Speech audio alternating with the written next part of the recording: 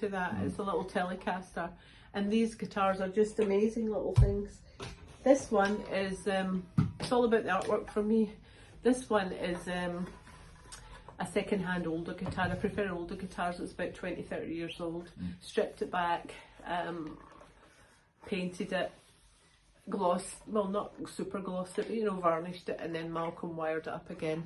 So I've played a few of these guitars as well. So in conjunction with the art, obviously all the guitars get what I can only describe from the 3 or 4 that I've played today, an absolutely super top-notch setup.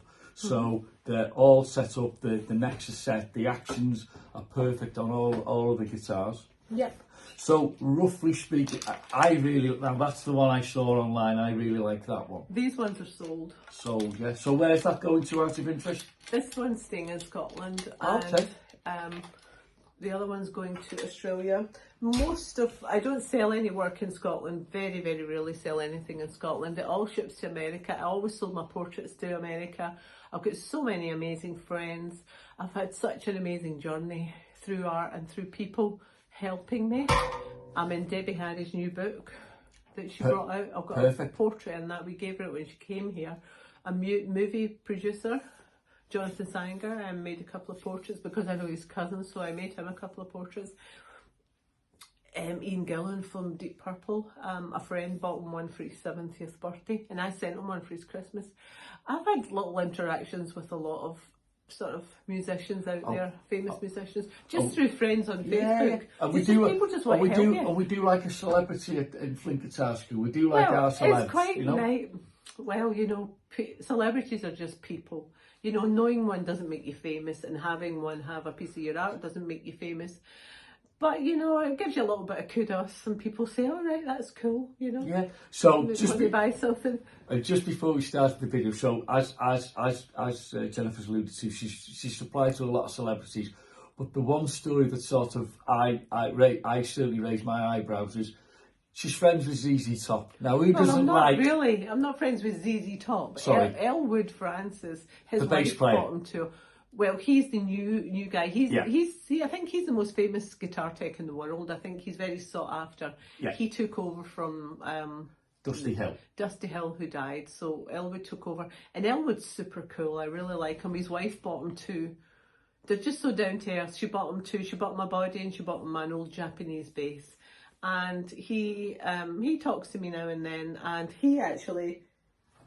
This was his favourite. I call this Elwood's favourite Licorice Allsort because he absolutely loved this one. But he's very cool and out of the box, and it's just wonderful that my guitars go to the right people. Yeah. They are just out of the box people, and they just love it. Yeah. So I'm really happy that Elwood is enjoying that. Highlights that you've had in 2024 then, Jennifer, because you going to America. I went to America. I went to America, and I took Malcolm with me, and. We just had so much fun. It's like the best time of my life. We went to New York, we went to Pennsylvania. We stayed in Bill. He's got a guitar shop, BL Guitars in Pennsylvania. We stayed in his house, and every cupboard was just spewing out of guitars. And it was just, Malcolm did wiring. I just painted some guitars when I was there just for the fun of it. I just wanted to paint. I took Bill some guitars, left him some pickguards. We went to BCR Guitars. It was just phenomenal. It was in October and it was 25 degrees. And honestly, the best time of my life. Absolutely wonderful time. And another little story. I think you said that you stayed with ZZ Top's car mechanic. No. No, Bill he does hot rods. Oh, sorry. It's not hot rods, it's the ones that race. You know, the ones that race. So Bill... He was the guy that made the... ZZ Top's car. So we stayed with him in his house, and down in his basement was loads of these cars which they're building, and there was a photograph of Bill and is it Billy Gibbons? Yeah. So it was really cool, honestly, just being there in that room with all that equipment, all the bits and pieces to make the guitars, to build them. It was phenomenal, and he had so many artifacts, you know. Yeah. If that's the right word, but you know, old things and it was just amazing buzz for an artist because it's what I'm all about. And Bill he was just like me. He was just crazy, and Melody, she worked in the shop, and honestly, we had an amazing time. It was just phenomenal. I can't say enough about it. It was amazing. So just roughly speaking then, how many guitars do you think you've painted since you started painting guitars? Oh, maybe 150. I 150? used to number them all. I've probably numbered the first 110, but then I got lost. And I was going to number the all sorts ones, but I just can't keep track of them. And it's Can't just keep track.